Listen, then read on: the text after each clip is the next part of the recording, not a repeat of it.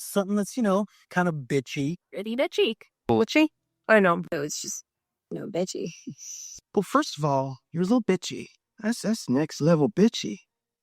Welcome to Bitchy History, where we cut through the myths and nostalgia to get to the raw, unvarnished truth about the past. With sharp analysis, a feminist lens, and just the right amount of bitchiness, we're here to show you that history isn't just something to study, it's something to question. Let's get started. Hey friends, long time, no see. I kind of ghosted you for a while, but I have really missed you. Thanks for sticking with me through the silence. I wasn't slacking off. I was working very hard on a very big move, packing up my life, crossing the ocean, and relocating to nice, foggy, rainy England. And now I am here just about to start my master's in gender studies, which means, yes, I am on track to become even more insufferable than before. Imagine me with more footnotes, more feminist theory, and even bigger eye rolls for every conservative dude with a podcast mic who thinks feminism is destroying civilization. And with that energy, let's get into it. Welcome back to Bitchy History, where yes, we do speak ill of the dead, especially when you were a misogynistic, racist sack of shit who quite literally made the world worse every time you opened your mouth. And yes, I'm talking about Charlie Kirk. Let's clear up one thing before this episode gets started. I'm not a fan of Nazis. When Nazis cease to be Nazis, whether through extensive therapy, lobotomies, or death, I'm pretty okay with that. The trials at Nuremberg were A-okay in my book, and up until the last few days, I thought that was a pretty uncontroversial opinion for those on my side of the political aisle. But apparently not. But today's show is nonetheless about Charlie Kirk, founder of Turning Point USA, podcaster, right-wing youth influencer, and a man who unironically said that a few gun deaths a year is worth it to keep the Second Amendment, which is exactly how he died. Kirk and his entire organization built their brand on convincing young people that feminism is a scam, birth control is mind control, and happiness is found only in subservience to a godly husband, among many other racist and homophobic comments. He attacked the LGBTQ+ community, wokeism, DEI, racial equality, and essentially everything that didn't benefit his existence as a mediocre straight white man. Congratulations, Charlie. You are in a very small subset of people in history who contributed absolutely nothing positive to the world, and in fact, made it worse with every single solitary action you ever took. Have fun down there with Aaron Burr, Phyllis Schlafly, most of the Lee family of Virginia, and several Latin American dictators. That's a non-exhaustive list, of course. If your favorite abjectly horrible person isn't on it, forgive me, but we don't have time. Now, if this had just been some guy shouting into a YouTube void, we could laugh and move on. But Kirk's platform reached millions. His conferences were packed with teens and college students. Politicians cozied up to him. And his talking points weren't just harmless debate. They were pipelines into regressive policies that hurt women, people of color, queer people, and anyone else he deemed un-American. So buckle up, because today we're digging specifically into the insanely shitty things Charlie Kirk and his Turning Point circus have said about women. We'll cover some of his greatest hits, from telling Taylor Swift to submit to her husband, to declaring that birth control turns women into bitter harpies, to insisting that college for women is basically just husband hunting. We'll also cover his sidekicks, Candace Owens blaming women for literally every problem in the world, Alex Clark telling us that the kitchen is where the revolution starts. Spoiler, that is not the revolution I signed up for, and I like cooking. By the end, you'll see how Turning Point USA is just the latest stop on a misogyny tour that goes back centuries. The cult of domesticity, 1950s June Cleaver propaganda, Phyllis Schlafly's Stop ERA, different decade, same old woman get back in the kitchen bullshit. Well, so now let's meet Charlie Kirk. Charlie Kirk was born in 1993, which makes him younger than me. Not that you could tell. I asked a few people how old they thought he was, and the answer generally put him in around 45. Further proof of my theory that evil ages you like milk. He grew up in the suburbs of Chicago, and unlike the young conservatives he constantly criticized, he didn't actually spend much time in the liberal hellscape of academia. In fact, he basically skipped college entirely. And while I'm sure many talented and intelligent people dropped out of college and contributed great things to society, I just have my doubts about someone who washed out after a single semester of community college. Not because community college isn't valuable, but because Charlie seems like the kind of guy who'd drop intro to biology because the mitochondria being the powerhouse of the cell sounded too socialist. Of course, being a college dropout didn't stop him from launching Turning Point USA in 2012 at the tender age of 18. His pitch? College campuses are full of leftist indoctrination and conservative students needed protection. Strong words from a dude who probably barely attended classes for the 4-ish months he was enrolled at Harper College. Do I have proof he didn't attend? Absolutely not. He just gives off that vibe. Be honest, you know he does. One of Kirk's earliest claims to fame was telling a story about how he was denied a spot at West Point because a less qualified black woman was accepted instead. This was his big affirmative action grievance tale. Years later, he admitted he'd been exaggerating, lying, but the damage was done. That story played perfectly to conservative donors. Suddenly, this kid had Coke money and a shiny new youth activism organization. Now, I want you to picture Charlie Kirk at 19. It's a scary image, but roll with it. He's not a college student, not a veteran, not a policy expert, but what he does have is a gift for outrage and the uncanny ability to say things like feminism is destroying America without realizing he sounds like he's been possessed by a ghost from 1955. Or maybe he did realize and he was intentionally channeling Joseph McCarthy. I guess we'll never know. Turning Point USA started small. Tables on campuses, recruiting student ambassadors, memes on Instagram. But it grew into a multi-million-dollar empire. Today, TPUSA hosts giant conferences with thousands of attendees. They run social media accounts with millions of followers. And they're one of the most important youth organizations feeding into the Republican Party. One of the many topics that Kirk and TPUSA leaned heavily into was, of course, gender politics. Why? Because nothing riles up a conservative base faster than the idea that women are out of their control. Whether it's abortion, birth control, or just the fact that women are pursuing careers, Kirk positioned himself as the savior of traditional values. And by traditional, he meant when men made all the rules and women heavily medicated themselves with booze and pills so they wouldn't smother their husbands with a pillow. Snark aside, this was a deliberate strategy. Conservatives have always used women's bodies as battlegrounds, whether in the 19th century anti-suffrage movement, the 1950s housewife ideal, or the 1980s Stop ERA campaign. Charlie Kirk was just this generation's Phyllis Schlafly, but with worse hair, somehow, and a lot more TikTok clips. But if you think I'm just being too harsh, wait, because his actual quotes make my sarcasm look generous. Let's start with one of his most recent masterpieces of misogyny. In 2025, when Taylor Swift announced her engagement, the entire internet was in a frenzy of congratulations. Everyone except Charlie Kirk, that is. Instead of a simple good for her, Charlie got on his podcast, clenched his jaw like he was trying to bite through a steel bar, and said, "Submit to your husband, Taylor. You're not in charge. And most importantly, I can't wait to go to a Taylor Kelsey concert. I can't say it without laughing. You got to change your name. If not, you don't really mean it." It's almost like Charlie Kirk has never heard of a stage name. Have you ever heard of a female artist changing their stage name when they got married, especially when they were wildly successful beforehand? But immaterial to that, this is a wild statement for someone to make. First of all, why? Why would she need to submit to her husband? That's an insane 1950s concept for a woman. She is not a 1950s wife. In fact, she has spoken about that in her music. The 1950s shit they want from me.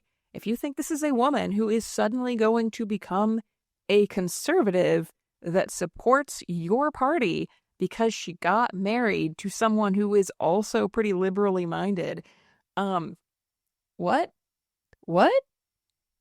Earlier in this same rant, he goes off about how marriage and having children and all of these things makes you more conservative. I would like to know what he thinks he knows about that. He has literally been a conservative talking head since he was 18 years old, since long before he married his wife and had children. Even if it did make him more conservative to have children, that was because he was already on that side of the line. In my opinion, I would think that having children would make a person who was liberal more liberal, because the same ideals would apply. But that's an entirely other argument for us to be having. But that's right. America's most successful pop star, billionaire businesswoman, songwriter of a generation, and Charlie thinks that her biggest priority should be submission and babies. Why is Taylor Swift living rent-free in the brains of conservative men? Because she's the antithesis of their worldview. She's a woman who built an empire on her own terms. She owns her masters, she commands stadiums, and she has more wealth and influence than many male billionaires have. And she did it without needing to submit to anyone. So, of course, Charlie Kirk has to drag her down to his level. And his warped logic, if Taylor Swift rejects feminism, she'll suddenly become a trad wife icon, maybe even a J.D. Vance supporter. Yes, he literally speculated that marriage would turn Taylor from cat lady to Republican housewife. Newsflash, Charlie, the only thing Taylor Swift is going to submit to is her accountant when she files taxes on her fortune. Historically, this is the same old playbook. In the 19th century, women who pursued public careers were called unsexed. In the 1950s, female movie stars were accused of being lonely spinsters. Every generation has its Taylor Swift, an independent, successful woman who terrifies the patriarchy just by existing. And every generation has its Charlie Kirk, more than a few of them, clutching his pearls and demanding she submit to the patriarchy. Now let's wind back the clocks a year to 2024. Kirk is on stage at a TPUSA event when he delivers one of the most jaw-droppingly stupid lines of his career and says this. A lot of them are on birth control too, and birth control really screws up female brains, by the way. Every single one of you need to make sure that your loved ones are not on birth control. It increases depression, anxiety, suicidal ideation. Birth control is the number one most prescribed medication for young ladies under the age of 25. They will give young ladies birth control for pimples, for acne, to control their moods, their period. It is awful. It's terrible. And it creates very angry and bitter young ladies and young women. That bitterness then manifests into a political party that is the bitter party. I mean, the Democrat Party is all about bring us your bitter. Okay, first of all, let me be clear. I'm a lesbian who grew up without health insurance, which means that I have never been on birth control even once in my life. I'm still bitter and I'm still a liberal. That has a lot more to do with the existence of ideas like Charlie Kirk's than any hormonal medication that I could ever have been taking. But I'd also like to know where my free shit is. Do I have to apply for that? Do I have to be on birth control to get it? What free shit am I getting? Because, quite frankly, I could use some. Somebody get in touch with me about where I apply. Local DNC chapter? Where? But let's fact check for a second. The American College of Obstetricians and Gynecologists says birth control is safe, effective, and has mental health benefits for many women. But sure, let's trust the guy whose medical degree comes from the University of pulling statistics out of his ass. What Kirk is really doing here is recycling a very old fear that if women control their own reproduction, they won't need men anymore. Historically, this goes back to the invention of the pill in the 1960s and probably even further. Conservatives lost their mind over it. They argued that birth control would destroy families, make women promiscuous, and collapse society. And you know what? In a way, they were right. The pill did transform society for the better. It gave women the ability to delay marriage, pursue education, and build careers. It was one of the single most important tools in dismantling the patriarchy, which is exactly why Charlie Kirk hates it. So when he says that birth control creates bitter women, what he means is, I can't stand that women don't have to rely on men like me. In that same rant, Kirk also declared, We've basically told a great generation of young women, don't get married, don't have kids, go get a corporate job. And it's created mass political hysteria. And then in their early 30s, they get really upset because they say, the boys don't want to date me anymore because they're not at their prime. And people get mad when I say that. Well, it's just true. If you're in your early 30s, I'm sorry. It's like you're not as attractive in the dating pool as you were in the early 20s. But again, you have your corporate job and cats. So I thought I'm just going to say that I would rather have literally any job and a cat versus being attractive to anyone like Kirk or any of his friends. Then again, I am a lesbian, so maybe I am missing out on some core part of the heterosexual female experience. So my straight female friends will have to let me know, are you that worried about it? Because I don't think you are, quite personally. Also, women in their 30s are dope. So if one of them wants to date me, let me know. Because I'm not worried about dating a woman in their 30s. I don't think you expired at all. Of course, I'm 35, so what do I know? But nothing screams fragile masculinity like reducing women's to cartons of milk with a sell-by date. This is straight out of the manosphere playbook. Red pill influencers on YouTube love to say that women hit the wall at 30, as if human beings are iPhones that stop updating once you pass a certain age. But historically, this isn't new either. In the 19th century, unmarried women over 30 were labeled old maids or spinsters. Newspapers warned that single women would die alone surrounded by cats. Sound familiar? In the 1950s, magazines ran articles advising young women to marry young or risk being left behind. Kirk is just rebranding spinster panic for Gen Z. He wants young women to believe they have a tiny window of value, and that value is only measured by their ability to snag a husband.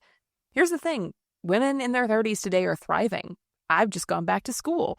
They're starting businesses. They're leading companies, running for office, raising families on their own terms. Meanwhile, Charlie Kirk is on a podcast telling Taylor Swift she's not in charge. Who exactly was past their prime? But perhaps the most absurd stage for Kirk's misogyny was the fact that TPUSA had the audacity to run something called the Young Women's Leadership Summit. You'd think that a women's leadership conference would be about empowering young women to pursue careers, education, political influence, but not in Charlie's world. At one of these events in 2025 in Grapevine, Texas, a 14-year-old girl asked Kirk about pursuing political journalism. This was his response. I think there is an argument to bring back the MRS degree. And no, seriously. And just be clear, that's why you're going to college, right? Don't lie to yourself. I'm studying sociology. No, you're not. We know why you're here. And that's okay, actually. And that's a really good reason to go to college, actually, especially an SEC school. Like, you will find a husband. Yes, this grown man told a teenager, barely out of her childhood, that her best bet at higher education was to treat it like a dating app with a tuition bill. He even doubled down, saying most women go to college to find a husband, not to learn. And because he apparently hadn't squeezed all the misogyny juice out of that lemon, he added that if you're not married with kids by age 30, your chances of either drop precipitously. This is what passes for leadership training in TPUSA. A man standing on a stage telling young women that their dreams don't matter, their education doesn't matter, and their only value is to be a wife and mother. It's almost comical. Young Women's Leadership Summit should just be renamed Young Women's Submission Summit because that's what they're really teaching. And this, too, has deep historical roots. Phyllis Schlafly, the conservative activist who fought against the Equal Rights Amendment in the 1970s, used the same tactic. She told women their true fulfillment was in the home, while she herself toured the country giving speeches, writing books, and building a political empire. Candace Owens is the modern version of that contradiction, making a career out of telling other women not to have careers. The hypocrisy is glaring. Charlie Kirk made millions telling women to give up work, travel, and ambition while he flies around the country cashing checks from donors. If women actually followed his advice, Turning Point USA wouldn't even have female staffers to book his flights. But hold on, if you thought Charlie Kirk was bad, buckle up, because the machine he built has an entire arsenal of misogynistic sidekicks, and the wildest part, some of them are women. That's right, TPUSA copied the Phyllis Schlafly formula decades later. If you want to convince young women to give up their independence, you need women standing on stage to deliver the message. The tradwife aesthetic sells better when it's coming from someone in heels and lipstick, after all. So let's talk about two of the biggest offenders, Candace Owens and Alex Clark. Candace Owens has made a career out of saying the quiet part out loud. Back in 2019, at a TPUSA Young Women's Summit, she stood on stage and declared, "Who is the most extreme feminist that you know today?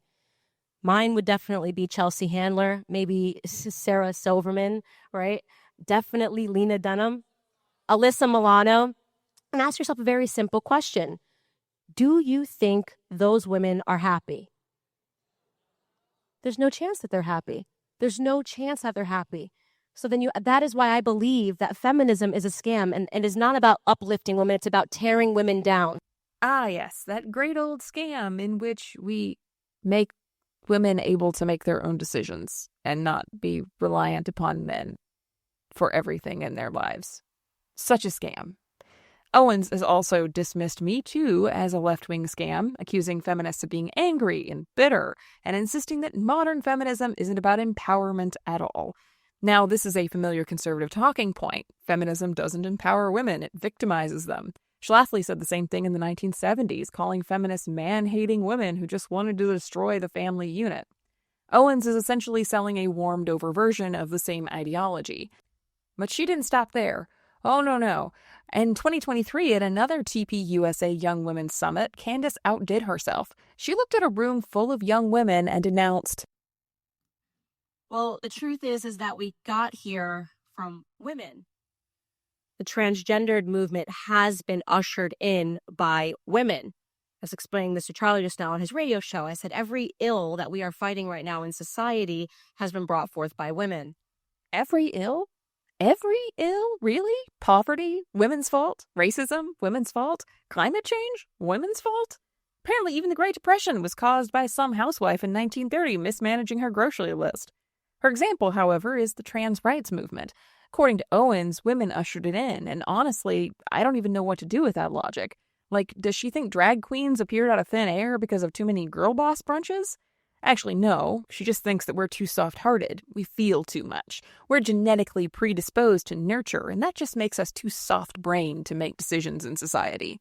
It's a neat trick, telling women that they caused all the problems, and then she sells them the solution. Return to the kitchen. Stop voting. Stop trying to speak your mind. Everything will be fine. Don't worry your pretty little head about these big decisions. Let the big, scary men take care of it. And let's not forget her 2024 podcast rant about airline pilots. She said, and I quote, But unfortunately, that is the reality of what happens when it comes to DEI. And what he is remarking on is true. I would be terrified if I got onto a plane and I saw a woman. And it's important to keep in mind that this entire bit of misogyny on Candace Owens' part was done to back up the racism of Charlie Kirk, who said that he's scared when he sees a black pilot. Terrified? Why would they be terrified? Do they think women or African Americans are incapable of learning to fly? Never mind that women have been piloting planes since before Candace Owens' grandmother was born. Bessie Coleman and Amelia Earhart are somewhere rolling in their graves and planning ghostly vengeance.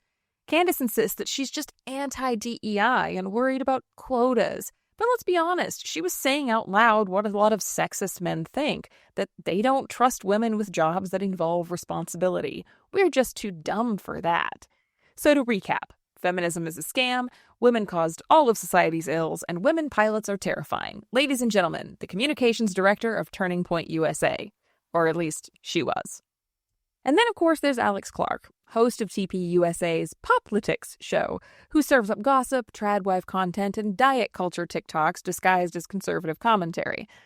At another one of those ironically named Young Women's Leadership Summits, she told a weird, convoluted story about why she thinks women in the 1950s were actually depressed.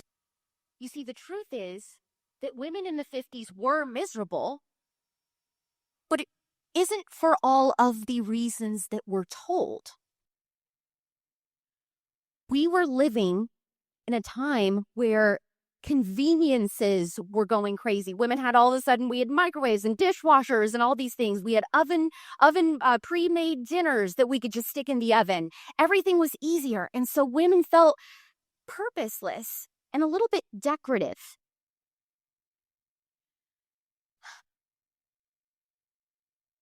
And with that came a really deep feeling of discontentment. One where the feminist movement preyed on those feelings and told women, you know where you'll find your true purpose? You'll find your purpose outside of the home. Right. Yes. So we were just miserable because, let me check my notes here. We had too much time on our hands to think thinky thoughts, and we just got really bored because our housework was too easy to do. Right. So the real answer to all of our problems, ladies? Less conveniences. We were so much happier when we were hauling water in from the well and making lye soap to wash our clothes on a metal board. That's where we need to go back to. And remember, she was saying this to an audience of young women at a leadership summit. Imagine being a teenager, signing up for what you think is an empowerment event, and being told that your true calling is making sandwiches, but only if you make the bread from scratch, because if you buy it from the store, that just leads to too much time on your hands to think things. What Alex Clark and others are really doing here with TPUSA is selling the tradwife aesthetic. They glamorize homemaking, submission, childbearing, packaging it all with vintage dresses, Pinterest-perfect kitchens, and Instagram filters. It's Stepford Wives, but with ring lights. So what do all of these examples have in common? Well, Charlie Kirk used his massive political activist platform to elevate women who would push a vision of womanhood that is narrow, controlling, and deeply misogynistic, and only benefits one group of people: men. It's strategic. Having Candace Owens say that feminism is a scam hits differently than if Charlie Kirk said it. Having Alex Clark talk about the kitchen revolution lands a lot different than if Matt Gaetz does. It's women policing women, which makes the message seem a lot more palatable to young audiences. But the end goal is the same: convince young women to abandon independence, embrace submission, and become foot soldiers for conservative politics. But here's the thing: Charlie Kirk didn't even do anything original. Turning Point USA isn't original. None of this misogyny is new. What they're doing is just reheating the same gender politics casserole that's been sitting in the back of the fridge since the 1800s. And let me tell you, it smells worse every time it comes out. So let's do what we do best on Bitchy History: trace this shit back. Long before Charlie Kirk was telling women to submit, American society was already hard at work enforcing that script. In the early 19th century, middle and upper-class white women were expected to embody the cult of true womanhood, or the cult of domesticity. The rules? Be pious, pure, submissive, and domestic. That was it. Those were your 4 career options. If you tried to get an education, write books, or engage in politics, you were warned that it would literally break your uterus. I might be exaggerating, but that's more or less it. Doctors and ministers claimed that higher education would cause hysteria or infertility. Sound familiar? Kirk and Owens telling us birth control screws up women's brains is just a remix of the 19th century claim that algebra might make you infertile. But even then, women resisted. They organized reform movements, fought for abolition, started schools. Every time society said stay home, women found a way to push the boundary. Fast forward a century, and we land in the 1950s, the golden age of women. Know your place. This is the decade that a lot of people at TPUSA are constantly fetishizing and fantasizing about, except for Alex Clark, apparently. The ideal? June Cleaver with her pearls and spotless kitchen. Women were told their patriotic duty was to stay home, bake casseroles, and raise children to fight the Cold War. Advertisements and TV sold this fantasy relentlessly. But let's be real, the 1950s housewife ideal was a lie. Millions of women were working, often women of color and working-class women who had no choice. Divorce rates were climbing, and surveys showed women were miserable, in fact. Tranquilizer use among housewives had skyrocketed. The happy homemaker was propped up with Valium and vodka. When Charlie Kirk told Laura Ingraham this... And by the way, when we look at the mental health data, young women are not okay. That is right, half of liberal white women say that they have some form of mental health issue that has been diagnosed by a doctor. What he neglects to mention is that women in the 1950s were just as miserable. They just didn't get diagnosed or treated with more than a tranquilizer and a commandment to not be a frigid bitch when their husband wanted sex. They don't care if women are happy. They just want us to shut the fuck up about it if we aren't. That's why he put such an emphasis on us being diagnosed. But Charlie Kirk telling young women at a leadership summit to abandon college and raise more children than you can afford, that's straight out of 1950s propaganda. And once again, in the 1950s, women resisted. Second-wave feminism erupted in the 60s and 70s precisely because women were suffocating under this enforced domesticity. We're not going back. And now we get to Charlie's spiritual grandmother, Phyllis Schlafly. May they both be toasty for eternity. In the 1970s, Schlafly launched the Stop ERA movement to prevent the Equal Rights Amendment from being ratified. Her argument? That equality would ruin women's lives. She claimed that if women had equal rights, they'd be drafted into war, they'd lose the right to be supported by men, and society would simply collapse. If you want more information on that, I've got an entire episode on the ERA already. And here's the hypocrisy. Schlafly told women their true role was in the home, but she spent decades building her own career as a political activist, lawyer, and author. Sound familiar? Candace Owens telling young women not to have careers while making her entire living from a career in politics is the exact same playbook. Schlafly weaponized women against women. She mobilized housewives, church groups, and conservative women's organizations to block the ERA, and she succeeded. The ERA remains a pipe dream to this day, largely thanks to her. TPUSA's Young Women's Leadership Summit is basically Stop ERA 2.0. Dress it up however you like. Heels, ring lights, TikTok, dances, but the message is the same. Real women submit. Real women reject feminism. Real women stay home. So let's connect the dots. The cult of domesticity said women must be pure, pious, submissive, and domestic. The 1950s fantasy said women had to be housewives and mothers in order to fight communism.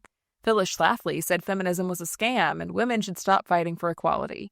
And now, Charlie Kirk and TPUSA have been saying that feminism is a scam, birth control is brain poison, and women should submit to a godly man. It's the same script, century after century. The only thing that's changing are the costumes and the technology. Where once it was sermons and pamphlets, now it's YouTube clips and Instagram reels. Where once it was June Cleaver, now it's tradwife influencers in prairie dresses holding sourdough bread. And here's the irony. Every time this rhetoric resurfaces, women push back harder. The cult of domesticity gave way to suffragists. The 1950s housewife fantasy birthed second-wave feminism.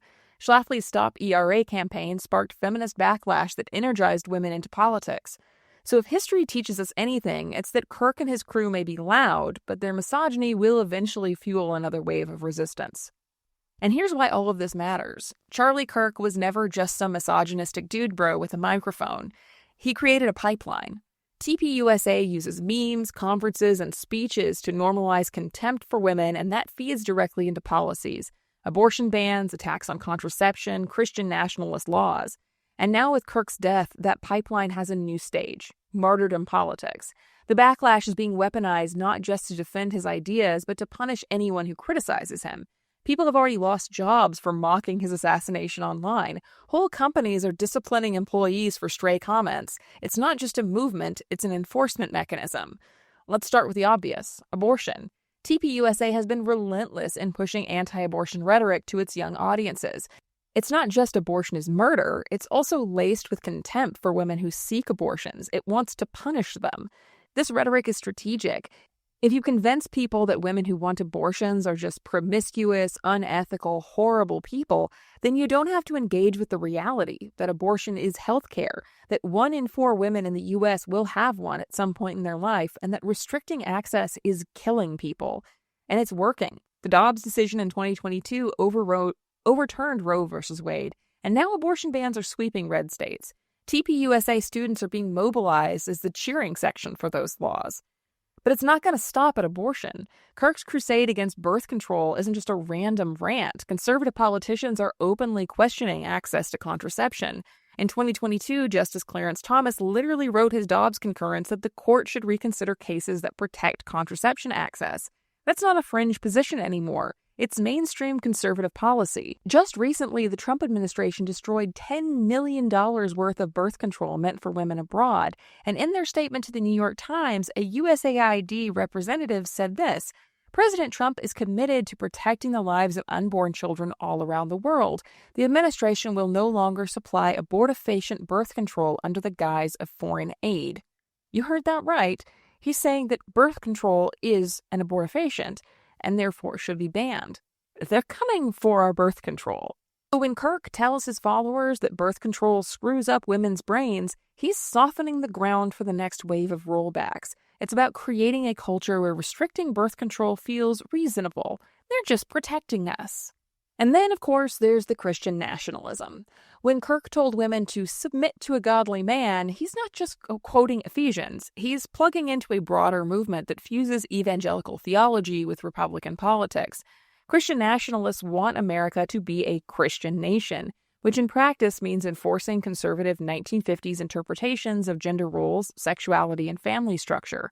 Women should be helpmeets, men are the head of the household, and LGBTQ people are erased from public life like we never even existed. TPUSA Faith, one of Kirk's spin-off organizations, is basically a youth pipeline into this worldview. It teaches young people that feminism, abortion, and queer rights aren't just political issues, they're satanic plots. And here's why it matters. TPUSA is one of the most effective recruitment tools that the right has for young people. Think about it. You're 17. You see a TPUSA meme on Instagram about how feminists are cat ladies. You laugh. You share it. Then you go to a TPUSA event where Candace Owens tells you that feminism is a scam. Then Charlie Kirk tells you birth control is poison. Then you're introduced to pro-family politics, and suddenly you're voting for candidates who want to criminalize abortion and ban books in schools. That's the pipeline. It's not about one outrageous comment. It's about building a culture where misogyny feels normal, even empowering. especially for young white men who feel that they've somehow missed out on the American dream and desperately want to blame that on someone. And if we ignore it, the policy consequences will be catastrophic. Before we close out this episode, let me clear something up before someone starts clutching their pearls. Murder is wrong. I'm not out here celebrating assassination as a political tactic.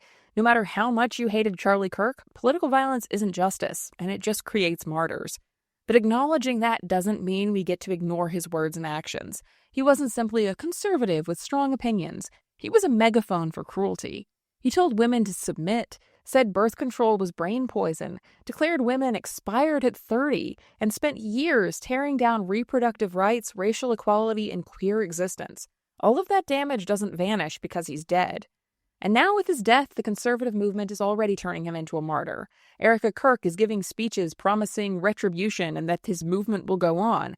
Elon Musk and others are demanding that critics be held accountable. Companies have fired employees over this. NASDAQ, the Carolina Panthers, even the Secret Service have disciplined people who spoke about his death. It's not just grief, it's a crackdown on what conservatives claim Kirk was all about: freedom of speech.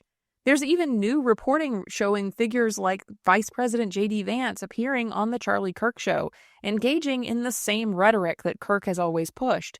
That tells you something. His ideas were never solo acts. They were part of a broader, organized ecosystem of conservative voices. And now many of them are treating his death like a rallying point to push the same ideas further and faster. What we aren't seeing is accountability for his misogyny, racism, and authoritarianism that he spread. What we are seeing is a backlash against anyone even daring to criticize him. And we even see members of the Democratic Party, liberals and leftists, going along with this.